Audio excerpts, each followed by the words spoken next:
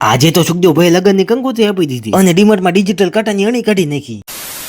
બધા મિત્રોને હારી હવારમાં આપણે આવી ગયા હતા સુખદેવ ભાઈ ની હોટલે. ત્યાં સુખદેવ ભાઈ આપણને કંકોત્રી આપી દીધી. સુખદેવ ભાઈ ને સાના માના લગન કરી લેવા લાગે. અરે ના ભાઈ ના, સુખદેવ ભાઈ ના લગન નથી. એકચ્યુઅલી માં એમના ઘરે શુભ પ્રસંગ આવે ને એટલે આ બાજુ તો થેલો ભરીને કંકોત્રી પીડી હતી.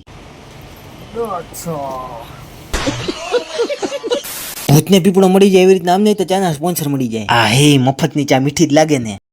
હવે હાંજે આપણે અરેન્જ બિહારે ચાલીને ઉપડી ગયા હતા નકટીવા મેળીમાં મંદિરે જવા માટે. ગેબન સાહેબ પહોંચીને ચાનો કોટો ચડાવી લીધો. હાઈસ હવે ખાલી 2 કિલોમીટર જ તે હાલવાનું. ઘણા ટાઈમે હાલીને ગયા એટલે મારા પગ થાકી ગયા. ફાઇનલી આપણે પહોંચી ગયા હતા માતાજીના મંદિરે. અંદર આવીને માતાજીના કરી લીધા દર્શન અને એકાદ 2 વિડીયો ઉતારી લીધા. પછી આયા ને ધામા નાખીને બેહી ગયા. કેમ કે હવે હાલવાનો વેત હતો ને. બીજા દી ડેરે ખબરમાં આપણે અરેન્જ બિહારે આવી ગયા હતા રતનપર બાયપાસ. કેમ કે અમિતભાઈ નવી કાર